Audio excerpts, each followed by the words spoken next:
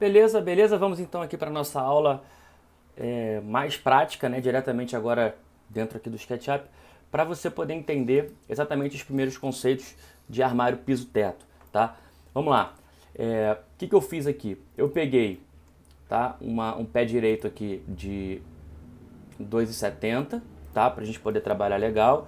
E isso daqui, exatamente nesse mesmo conceito, você pode trabalhar aqui com folha, você pode trabalhar com MDF madeirado, você pode trabalhar com melamina e você pode trabalhar com pintura, beleza? Não tem problema nenhum, tá?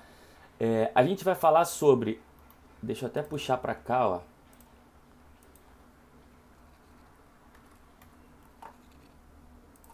A gente vai falar sobre painéis que encontram, para começar, obviamente, falar que painéis que encontram uma parede só, tá? Com espaço para os módulos entrarem, tá? Então eu vou falar um pouquinho também sobre aproveitamento dos materiais e ele não vai estar entre paredes nesse caso, beleza? Ele vai estar de uma outra maneira.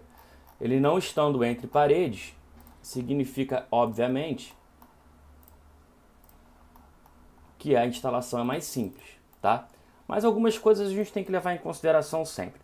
Primeira coisa, tá? Já que ele não está em paredes, já que ele não está entre paredes, observação do rodapé.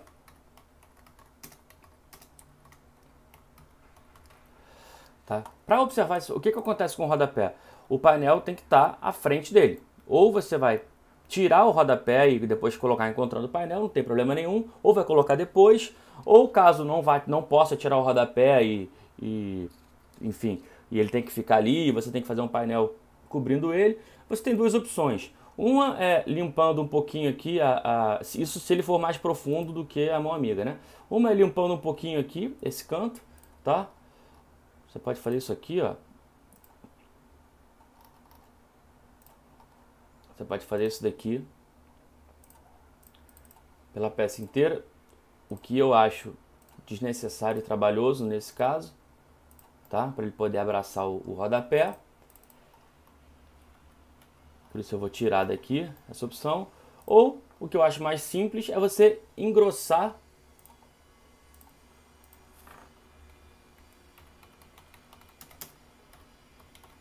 a mão amiga. Ou o sistema usado. Tá bom? Bom, partindo desse conceito, desse primeiro obstáculo, entre aspas, aí que a gente tem que vencer, tá? Já entendendo esse conceito. Ah, Marcelo, mas aí como é que eu faço se isso aqui tem 20 milímetros? Você pode usar a mão amiga de 25 milímetros, não tem problema, ela vai ficar mais afastada da parede. O importante é que os dois elementos da mão amiga, elemento parede e elemento móvel,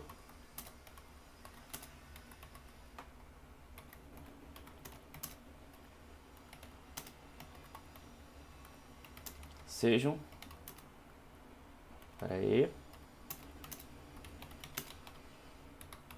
da mesma espessura, tá? Isso é muito importante. Quando a gente faz então um painel liso, piso-teto, que só tá que não está entre duas paredes, outra parede está bem longe aqui, ó, e a gente tem aqui, vamos supor, um espaço, né, do painel, um tamanho do painel de 2,73, então a gente tem 2,70 de altura por 2,73, né?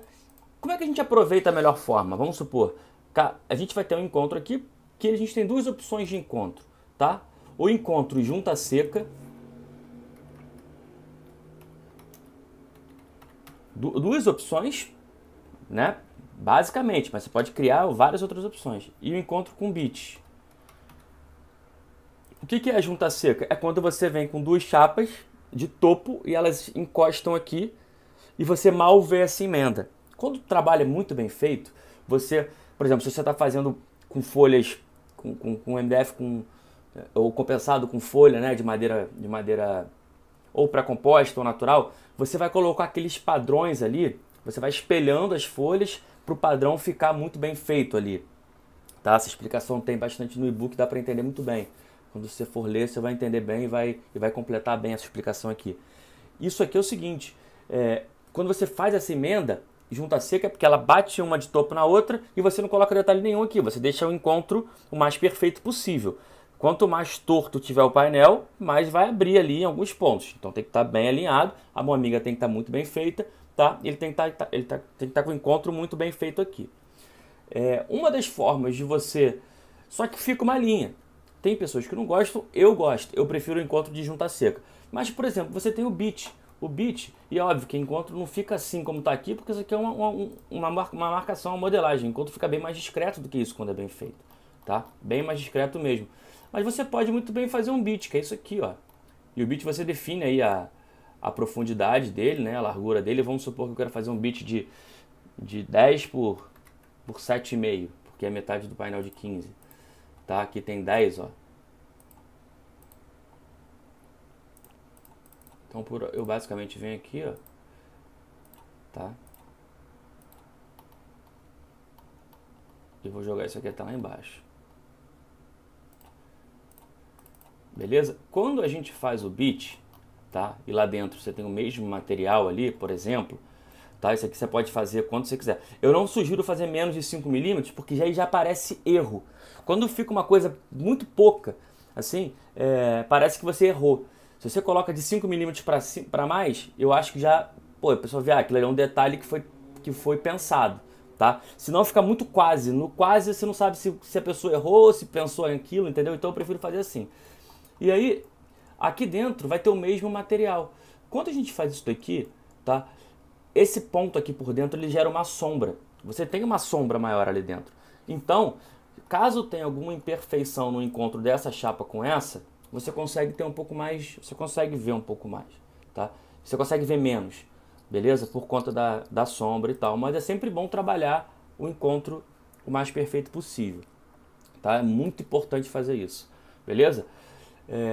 Bom, levando em consideração então que a gente quer aproveitar o máximo de material possível e uma chapa de MDF, né, como a gente falou, tem aqui 1,85, 1,83 de largura, tá? Se a gente dividir isso aqui por 2, a gente tem 91,5, beleza? Então eu fiz aqui, aí tem que descontar exatamente a medida da chapa, a medida do disco, que tem 3 milímetros, 3.2, 2.8, depende do disco, tá? Então, aqui, o que eu fiz? Eu fiz uma modulação que eu consigo aproveitar 2 módulos, tá? Se eu já identifiquei que dá para entrar com módulo de 2,70 por 91, em 2 módulos eu consigo fazer, tá? Usar o painel inteiro, a chapa inteira, e aproveito muito bem isso, beleza? Nesse caso aqui eu vou usar metade da outra chapa, que vai ter, só que a sobra eu vou usar para outra coisa. Ou seja, a gente deixa uma economia muito grande de chapa aqui, tá? Bom, como é que a gente faz essa instalação, né? Quando o painel é piso-teto, a gente tem o mesmo tipo de instalação que a gente tinha aqui. Só que a mão amiga, como ele não tem afastamento do teto, né, eu não consigo levantar a mão amiga, né, e fazer aquele processo de... eu estou com o painel aqui, eu não consigo levantar ela e descer, porque ela está colada no teto, tá? Embora eu não goste de deixar colado, porque às vezes o teto tem alguma imperfeição, principalmente se for laje, aí você tem que ficar ajustando muito lá em cima, tá? Mas eu já vou falar sobre isso. Então o que a gente pode fazer aqui? Vamos supor que a gente já tenha identificado que cada pedaço desse aqui, cada módulo desse, tem espaço para entrar, né? Deixa eu fazer uma coisa importante aqui.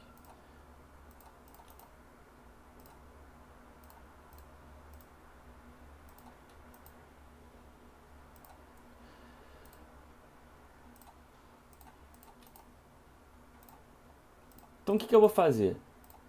Eu vou colocar a mão amiga, e a mão amiga da parede, tá? Ela pode estar totalmente...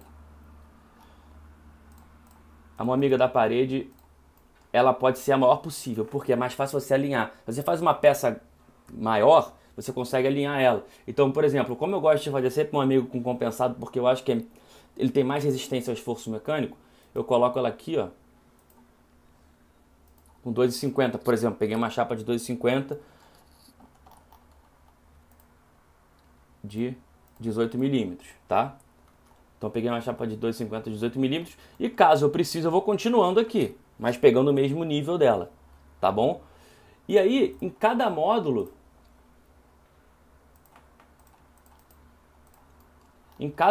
eu vou entrando... Deixa eu só apagar isso aqui também.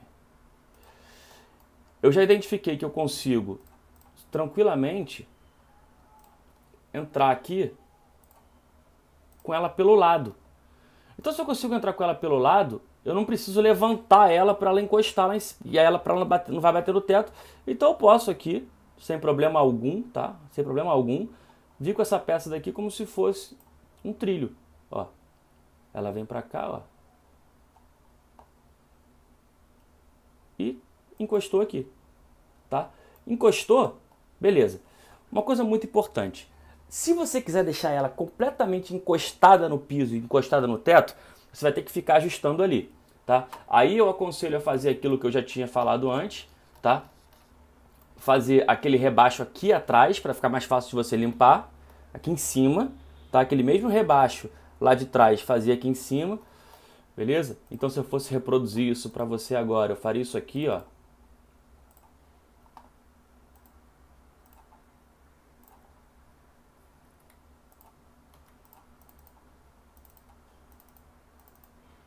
Faria isso aqui, ó.